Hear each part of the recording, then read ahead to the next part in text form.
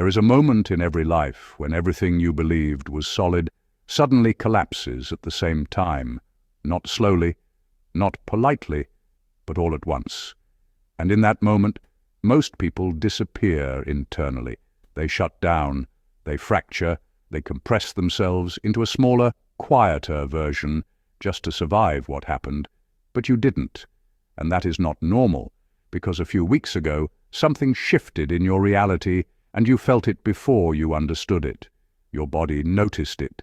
Before your mind could explain it, your sleep changed, time felt different. Your tolerance for nonsense dropped. Fear didn't vanish, but it stopped sitting in the driver's seat. And this message is not about avoiding pain. It's about what you did inside the pain. Because when life applied pressure strong enough to break identity, you didn't dissociate, you didn't numb out, you didn't abandon yourself. You stayed present. You looked directly at what was happening without flinching, and that single decision quietly placed you outside the psychological pattern that governs most human lives.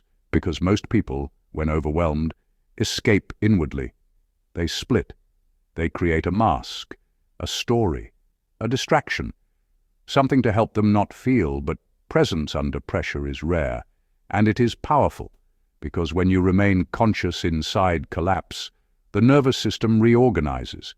The mind stops running old scripts, and something deeper takes over, something more stable than personality, more durable than belief. You crossed a threshold most people never even see, and once that line is crossed, reality itself begins to respond differently. Not magically, but structurally, because you are no longer reacting from fear. You are responding from awareness, and that changes the outcomes you attract, the people who can access you, and the paths that open in front of you. Your recent struggles were not random. They were compressive, designed to strip away what was false, what was borrowed, what was never really yours. And the reason it felt so intense is because it wasn't meant to teach you motivation. It was meant to initiate you into clarity, because comfort does not produce alignment and motivation fades, but awareness stays. And now you are entering a phase where protection looks like discernment, where direction feels quiet but undeniable, where clarity replaces urgency. You may notice fewer distractions, fewer people, fewer emotional spikes, but more precision, more internal stability, more trust in your own perception. This is not the end of struggle, but it is the end of confusion, because once you have stayed present through collapse, pain no longer defines you, it informs you. And once you understand what actually changed within you, you will never interpret your past as punishment, your present as stagnation, or your future as uncertain. Again, because you are no longer trying to survive life, you are finally able to meet it fully awake. Point 1. The moment. Reality stopped cooperating. There comes a moment in certain lives where reality stops responding to effort in the usual way, a moment that does not announce itself but is felt as a sudden misalignment between action and outcome. Before it, progress feels linear and intelligible. You apply effort, you adapt, you recover, and even when pain arrives, it arrives with context, framed by a story that still holds together. Loss has edges, limits, reasons. Then, without warning, several load-bearing structures fail at the same time. Not in sequence, not with space to recalibrate, but all at once. A relationship fractures, not just emotionally, but existentially. A sense of safety dissolves, leaving no internal reference point. Something relied upon, financially, psychologically, spiritually, vanishes, and with it the assumption that the ground will remain stable tomorrow. This is not ordinary stress. It is systemic overload. The nervous system registers this instantly, long before the mind can form explanations. The body reacts first, a tightening in the chest, breath shortening as if preparing for impact, a sensation of falling while standing still. This is the organism realizing that its internal predictions no longer match external reality. The map fails, and the body knows it. For most people, this triggers protective shutdown. Denial blunts perception, dissociation creates distance, emotional numbing reduces signal, impulsive distraction fills the silence. These are not weaknesses or mistakes. They are ancient survival responses designed to keep the psyche intact when coherence collapses. But something different happened here. You did not fully disappear. You remained present long enough to feel the rupture as it occurred. You did not rush to impose meaning, did not grasp for comforting narratives or premature optimism. You did not anesthetize yourself with noise. You stayed with the discomfort, letting it register without fleeing from it. That decision, whether deliberate or instinctual, marked a divergence. Presence during collapse is rare because it requires a nervous system capable of tolerating uncertainty without fragmenting, a capacity to remain conscious when control evaporates. This is the first threshold, the point at which reality quietly tests whether awareness will vanish when mastery does. Many cross this moment unconsciously and never know it happened. You crossed it awake. You stayed. Point 2. The capacity to feel without dissolving. What followed was not relief. It was intensity, an emotional pain that was not symbolic, not poetic, but unmistakably physical. Grief does not remain abstract. It registers in the body as pressure in the chest, nausea in the stomach, weakness in the limbs, heat behind the eyes, and a constriction in the throat. Neuroscience confirms this convergence. The same neural networks that process physical injury activate during emotional loss, which is why heartbreak can feel indistinguishable from bodily harm. Most people encounter this sensation and immediately interpret it as danger. Their instinct is to escape, to anesthetize, to override the signal through distraction, substances, or compulsive thinking, or by reshaping the story until it feels safer. You did something different. You did not run from the sensation, and you did not dramatize it either. You allowed it to move through you. You stayed present without collapsing, receptive without resisting. This balance is rare. Feeling pain without drowning in it requires a degree of internal stability that cannot be downloaded or taught quickly. It is usually forged through repeated encounters with discomfort that cannot be avoided, moments where escape fails and presence becomes the only option.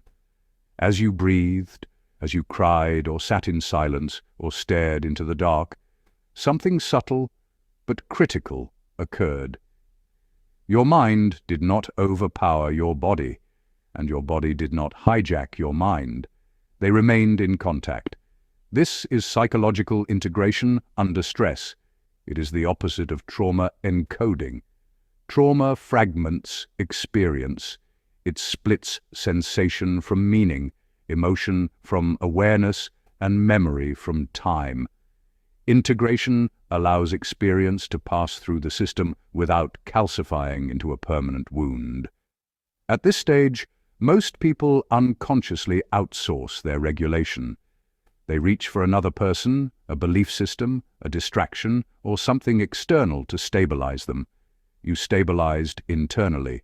Not perfectly, not heroically, but sufficiently. You stayed conscious inside the discomfort. That capacity marks the second threshold, the ability to experience pain without abandoning awareness.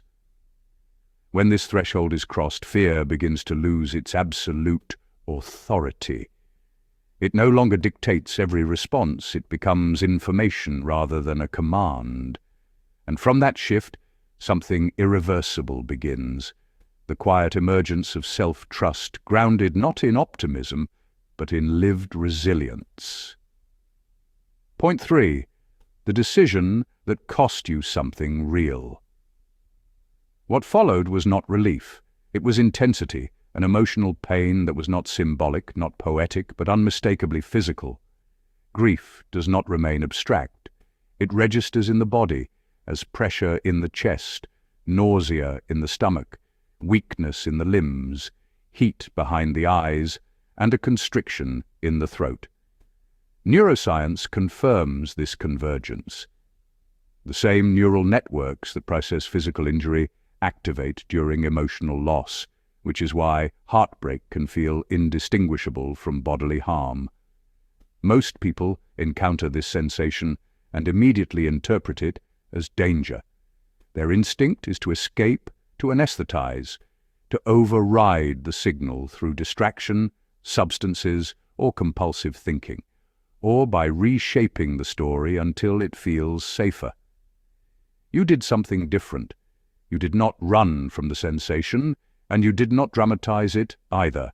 You allowed it to move through you. You stayed present without collapsing, receptive without resisting. This balance is rare.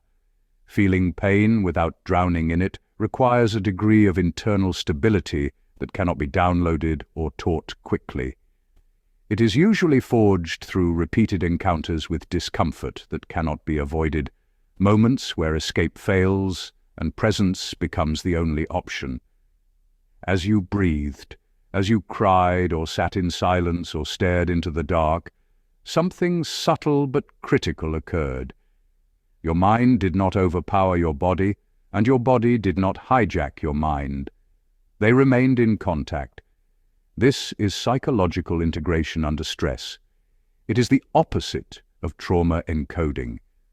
Trauma fragments experience. It splits sensation from meaning, emotion from awareness, and memory from time. Integration allows experience to pass through the system without calcifying into a permanent wound. At this stage, most people unconsciously outsource their regulation. They reach for another person, a belief system, a distraction, or something external to stabilize them. You stabilized internally, not perfectly, not heroically, but sufficiently. You stayed conscious inside the discomfort. That capacity marks the second threshold, the ability to experience pain without abandoning awareness. When this threshold is crossed, fear begins to lose its absolute authority. It no longer dictates every response. It becomes information rather than a command. And from that shift, something irreversible begins. The quiet emergence of self-trust, grounded not in optimism, but in lived resilience. Point 4. Continuing without the promise of reward. The most revealing test did not arrive with noise or spectacle. It arrived quietly, disguised as exhaustion. A moment where the body felt heavy, the mind felt thin, and the future offered no compelling argument to continue. Motivation had evaporated. Hope was no longer loud enough to persuade you. Logic, cold and reasonable, supported withdrawal. You had already done enough. You had already endured more than most. There was no audience watching, no external validation arriving, and no guarantee that effort would be rewarded with improvement. This is where most people stop, not because they are weak, but because stopping is rational. Stopping is efficient. Stopping is justified. You had permission both internally and externally to disengage, yet something deeper refused to comply. Not optimism, not blind faith, not a belief that things would suddenly turn in your favor. It was something quieter and more primal, a refusal to surrender agency, a refusal to let circumstances make the final decision on who you are. You did not continue heroically. You did not surge forward with renewed fire. You continued in small ways, minimal ways. You showed up without intensity. You moved without enthusiasm. You did not leap. You stepped. And this distinction matters more than people realize. Sustainable resilience is not built on dramatic bursts of effort. It is built on continuity under depletion, on movement when energy is absent, on discipline when desire is gone. Grand gestures are optional. Consistency under emptiness is not. That is the rarest form of strength. This is the fourth threshold, action without incentive. When a person continues without reward, without applause, without certainty, their behavior is no longer governed by outcome. It is governed by identity. At this stage, fear of loss loses its leverage because loss has already been absorbed. Failure no longer threatens collapse because collapse has already been imagined and survived. What remains is motion for its own sake.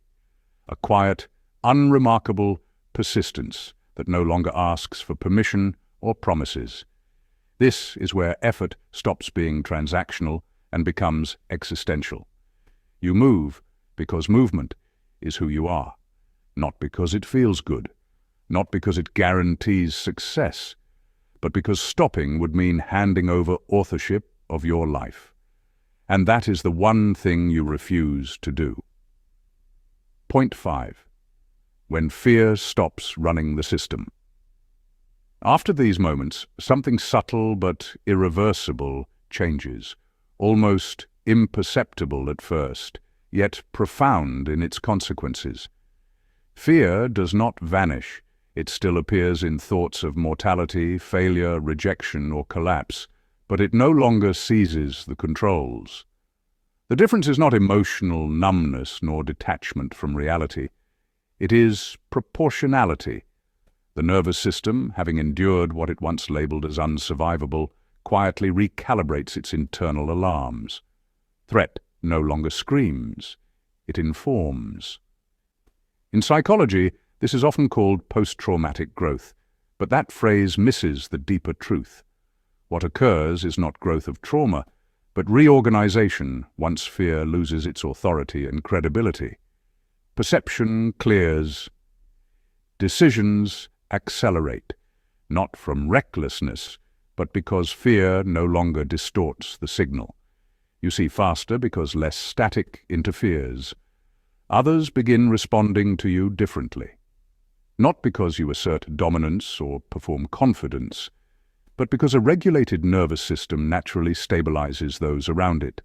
Calm entrains calm. Presence grounds rooms. Situations that once felt suffocating now feel navigable. Not simple, not painless, but workable. This is the fifth threshold, fear of stepping down from ruler to consultant.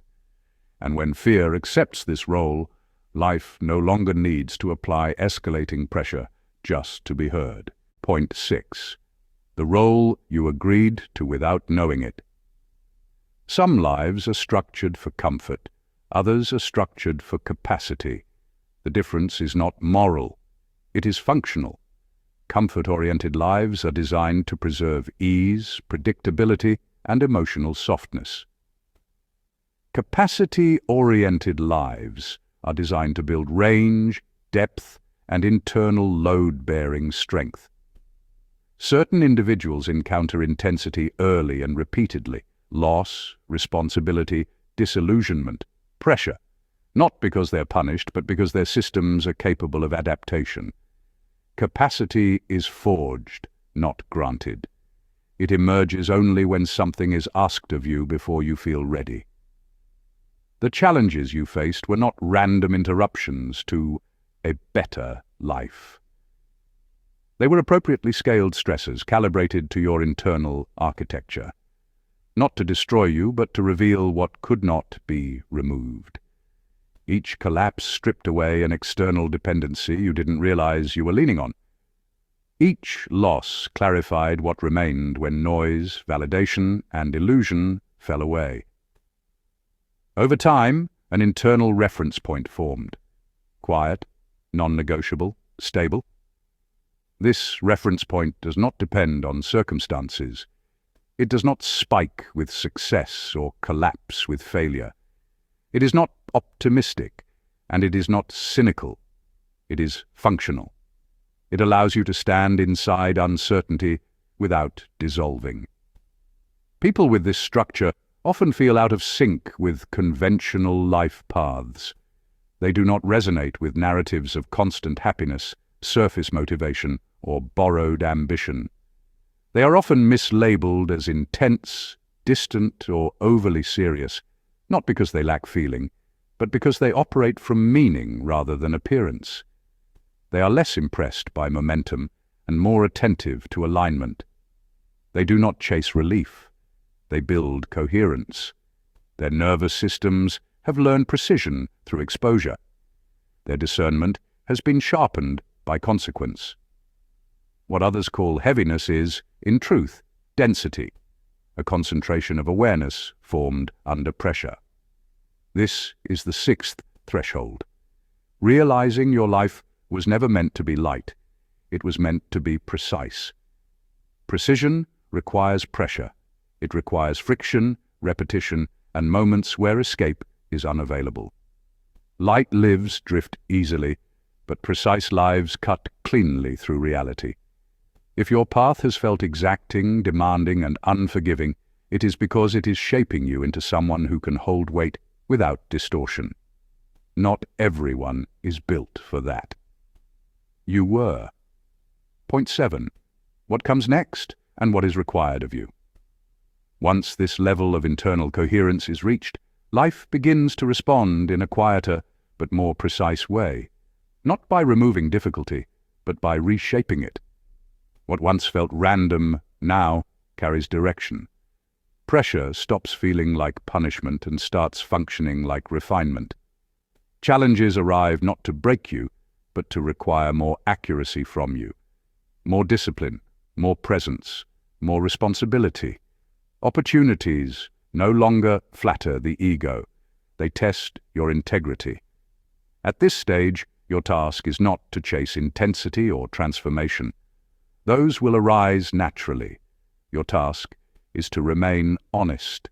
Be honest with your limits. Be honest with your values. Honest with what no longer fits. Do not dilute your clarity just to return to familiar patterns. Do not trade internal alignment for acceptance within systems sustained by fear, noise, or approval-seeking. You are not obligated to rescue anyone from their path, and you are not required to explain yourself to those who are not ready to understand. Your role is simpler and heavier than that: to live coherently. That coherence alone carries influence. It demonstrates what regulated strength looks like without announcing itself. If you sense that something has shifted recently, your relationship with fear, loss, ambition, or purpose, acknowledge it. Quietly, if you prefer. Internally is enough. And if you continue exploring this state, do so patiently. This is not a peak or a destination. It is a way of operating. Once entered, it does not reverse. It only deepens.